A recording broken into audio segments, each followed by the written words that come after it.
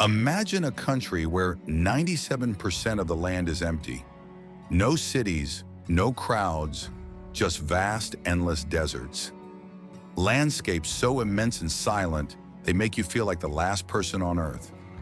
But don't let the stillness fool you. Beneath this uninhabited immensity lie some of the world's richest diamond mines. And above the surface, surreal scenery that seems to belong to another planet. This is a land of extremes, of mysteries, of raw and hypnotic beauty. Welcome to Namibia, one of the least populated countries on the planet. Located in southern Africa, Namibia borders Zambia, Angola, Botswana, and South Africa. It spans over 825,000 square kilometers, making it the 34th largest country in the world. Slightly larger than Turkey and just a bit smaller than Pakistan. Despite its vast territory, Namibia has only about 2.5 million inhabitants, which makes it the second least densely populated country in the world, with an average of just 3 people per square kilometer. That's even less dense than Australia or Canada, and only slightly more than Mongolia, the least populated country on Earth. Namibia stands out for its rich cultural diversity. It is home to around 13 ethnic groups and more than 16 languages and dialects. Among them, the Himba people are internationally recognized for their distinctive appearance and unique traditions. The most striking feature of Himba women is the reddish hue of their skin and hair, achieved through a paste called ochize, made from animal fat and red ochre powder. But this is more than a beauty ritual. Ochize serves multiple purposes.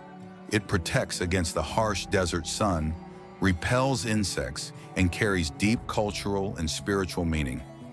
Its daily application reflects identity, social status, and beauty. And while it's mainly used by women, men may wear it during certain rituals.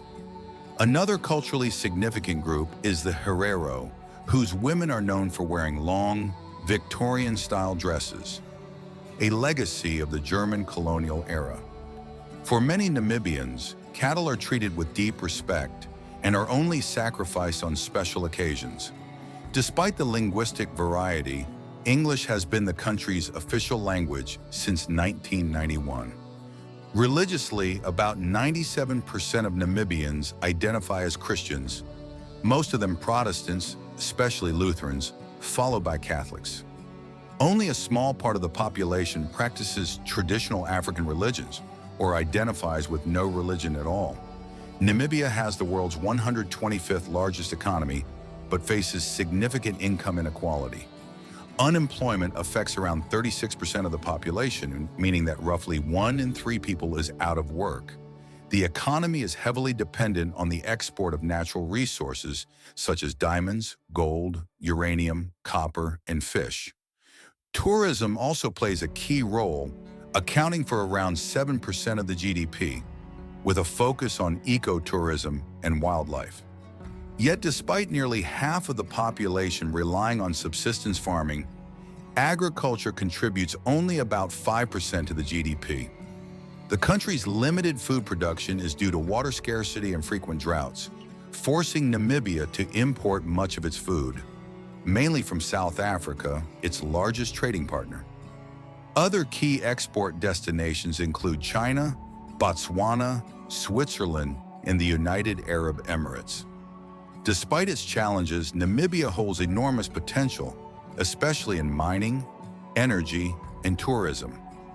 Geographically, it is dominated by the Namib and Kalahari deserts, along with imposing mountain ranges like the Brandberg, the country's highest point at 2,600 meters above sea level. And if visiting a ghost town in the middle of the desert sounds intriguing, Namibia has that too. Kolmanskop was once a thriving mining town, born when the first diamond was discovered there in 1908. It quickly grew into a prosperous city, but as the mines were exhausted, it was abandoned in 1954, shortly after World War II. Decades later, it was rediscovered as a tourist destination and is now one of the country's most fascinating sites. Namibia's major cities include Windhoek, the capital, followed by Rundu, Walvis Bay, and Swakopmund. Windhoek is modern and the country's main point of entry, home to the largest airport. But it's also the only large urban center. The rest of the country is dotted with small towns and rural communities. This low population density is even more pronounced along the coastline, one of the most isolated places on Earth. The Namibian coast is dominated by the Namib Desert, which stretches over 2,000 kilometers from southern Angola to northwestern South Africa. It is considered the oldest desert on the planet, possibly dating back to the dinosaur era. It's also one of the driest and most thermally extreme regions, with some areas receiving as little as 2 millimeters of rain per year. This region is known as the Skeleton Coast, infamous for its dense fog, present more than 180 days a year, and its long history of shipwrecks. In addition to the fog, the absence of natural harbors and human settlements has historically hindered rescue and navigation along Namibia's coast. Only 2 towns, Walvis Bay and Lüderitz, offer any port infrastructure. Of the 2, only Walvis Bay has a deep-water natural harbor capable of accommodating large ships, making it Namibia's main port and its second-largest city. The region's extreme aridity also affects its rivers. Only 2, the Omaruru and the Swakop, cross the desert, and both are highly irregular, drying out completely at certain times of year. Water scarcity makes agriculture and water supply major challenges across the country. In fact, only about 1% of Namibia's land is considered arable. The only river that flows year-round to the sea is the Orange River, forming the southern border with South Africa. In effect, despite having the 10th longest coastline in Africa, Namibia functions almost like a landlocked country. The desert and the Skeleton Coast act as natural barriers between the interior and the ocean. Still, this inhospitable and remote region has attracted attention for over a century due to its wealth of natural resources, especially diamonds and uranium. It all began in 1866, when a diamond was found along the Orange River in what is now South Africa. This sparked a diamond rush and led to the creation of the famous Kimberley mine, once considered the richest diamond mine in the world, producing over 2,700 kilograms of diamonds from one of the deepest hand-dug holes in history. Years later, the German Empire colonized the territory now known as Namibia, hoping to find diamonds there too. During their rule, the German colonizers committed atrocities against indigenous peoples such as the Nama and Herero, with approximately 80,000 people killed between 1904 and 1908, in what is now officially recognized as a genocide, acknowledged by Germany only in 2021. In 1908, diamonds were finally discovered, but not underground like in Kimberley. These diamonds were scattered across the dunes of the Namib Desert and along the coast, carried by the Orange River and deposited by the Bengala Current. Namibia soon became Germany's most important diamond-producing colony, until it was occupied by South Africa during World War I. The country remained under South African control, including during apartheid, until it gained independence in 1990, becoming the last African nation to break free from colonial rule. Over the course of its colonial history, millions of carats of diamonds were extracted from Namibia's coastline and seabed. As of 2021, Namibia remained the 8th largest diamond producer by volume and the 6th in revenue, thanks to the exceptional quality of its gems. In partnership with the Namibian government, De Beers launched the Benguela Gem in 2022, the world's largest ship dedicated to offshore diamond extraction.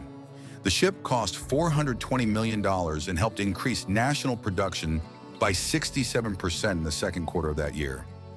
This surge could soon place Namibia among the world's top 5 diamond producers. Beyond diamonds, the Namib Desert also holds vast uranium reserves.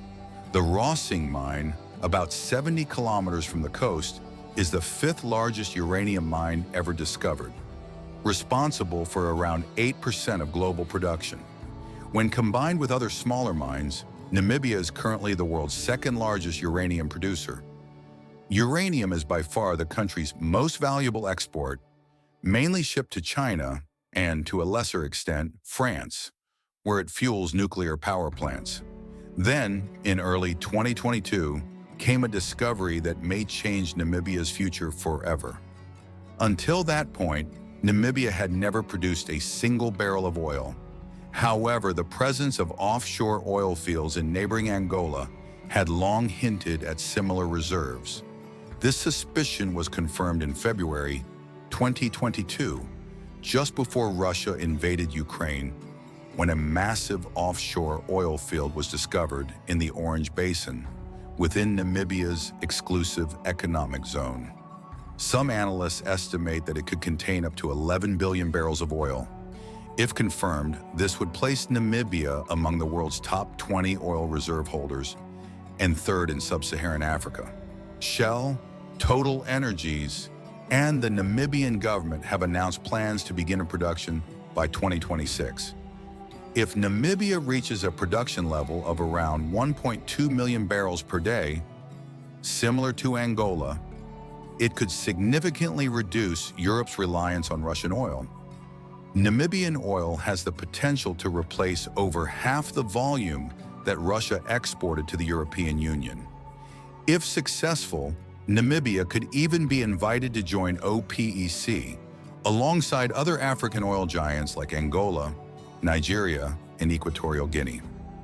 If everything goes as planned, oil could double Namibia's GDP by 2040, generate thousands of jobs, and transform the country into a true energy power on the African continent.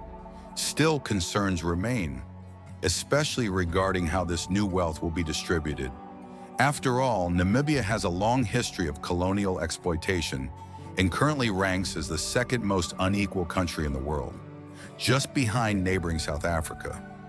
The Namibian government holds only about 10% of the ownership in projects involving its natural resources. Meanwhile, although white Namibians make up only about 5% of the population, they still control nearly 70% of the country's land.